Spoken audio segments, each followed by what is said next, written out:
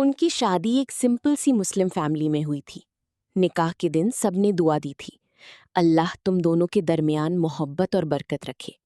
आमिना ने अपनी नई जिंदगी में हर चीज़ दिल से एक्सेप्ट की। जैद की पसंद, उसकी आदतें, उसकी फैमिली। धीरे धीरे उनका रिश्ता सिर्फ शौहर बीवी का नहीं बल्कि दोस्त का भी बन गया।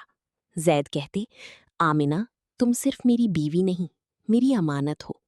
और आमिना हर बार मुस्कुरा देती। ट्रस्ट उनके रिश्ते की बुनियाद था। एक शाम जैद मस्जिद गया हुआ था। उसका फोन टेबल पर पड़ा था। आमिना नॉर्मली कभी उसका फोन नहीं देखती थी क्योंकि उनके दरमियान कभी जरूरत ही महसूस नहीं हुई। लेकिन उस दिन फोन बार बार वाइब्रेट हो रहा था। स्क्रीन पर नाम आया, सना। आमिना ने बस इतना सोचा, शायद कोई काम होगा। लेकिन फिर एक मैसेज पॉपअप हुआ, तुमने अभी तक सच क्यों नहीं बताया। आमिना का दिल हल्का सा घबरा गया। उसने फोन उठाया और चैट खोल दी। मैसेजेस ज्यादा पुराने नहीं थे, सिर्फ कुछ हफ्तों के। लेकिन हर लाइन में एक अनजानी सी टेंशन थी। सना बार बार एक ही बात कह रही थी, जैद ये छुपाना सही नहीं है। आमिना ने फोन वापस रख दिया। उसने कुछ नहीं कहा, लेकिन उस रात उसका सुकून चला गया। जैद जब घर आया, आमिना ने उसकी तरफ देखा। वो ही चेहरा, वो ही मुस्कुराहट, लेकिन अब उसमें एक सवाल छुपा था। सब ठीक है? जैद ने पूछा। आमिना ने सिर्फ हाँ कहा, मगर उस हाँ में सच नहीं था। दिन गुजरते गए, लेकिन आमिना की खामोशी गहरी होती गई। वो पहले जैसी बात नहीं करती थी, ना ही हंस पाती थी। जैद ने महसूस किया। एक रात उसने आमिना का हाथ पकड़ा। आमिना, तुम बदल गई हो, क्या बात है?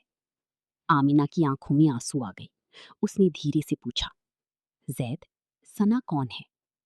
जैद जैसे एक पल के लिए सांस लेना भूल गया। तुमने मेरा फोन देखा? उसने पूछा। जवाब दो। आमिना की आवाज टूट रही थी। जैद ने नजरें झुका ली। कुछ बातें थी जो मैं तुम्हें बताना चाहता था, लेकिन लेकिन तुमने छुपाना बेहतर समझा। आमिना ने बात काट दी। रूम में खामोशी छा गई। फिर जैद ने धीरे से कहा, सना मेरी पुरानी मंगेतर थी। निकाह होने से पहले रिश्ता टूट गया था। मैंने कभी तुम्हें नहीं बताया क्योंकि मुझे लगा पास्ट का कोई मतलब नहीं। आमिना चुप रही। जैद ने आगे कहा, कुछ हफ्तों पहले वो वापस आई, सिर्फ कुछ लीगल पेपर्स के लिए। मैं उससे मिलता रहा, सिर्फ काम के लिए।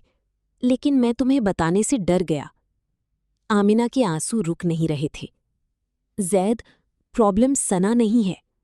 वो रुक गई, फिर धीरे से बोली, प्रॉब्लम ये है कि तुमने मुझे अपनी अमानत समझकर भी सच नहीं बताया।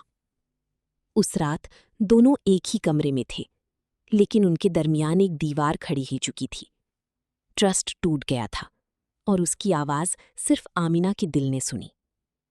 अगले दिन आमिना ने जैद के लिए एक छोटा सा नोट छोड़ा। रिश्ता सिर्फ मोहब्बत से नहीं चलता, सच से चलता है। और जहां सच छुप जाए वहां मोहब्बत भी शमजोर हो जाती है। जैद ने वो नोट पढ़ा और पहली बार उसे एहसास हुआ, गलती सना से मिलने की नहीं थी, गलती आमिना से सच छुपाने की थी। कुछ दिन बाद जैद आमिना के पास आया। उसने सीधा कहा, मैं सब ठीक नहीं कर सकता, लेकिन मैं दोबारा कभी कुछ नहीं छुपाऊंगा। अगर तुम चाहो तो मुझे एक मौका दे दो।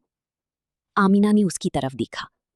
ट्रस्ट वापस लाना आसान नहीं होता, लेकिन कभी कभी सच बोलने की हिम्मत ही उसकी पहली सीढ़ी होती है।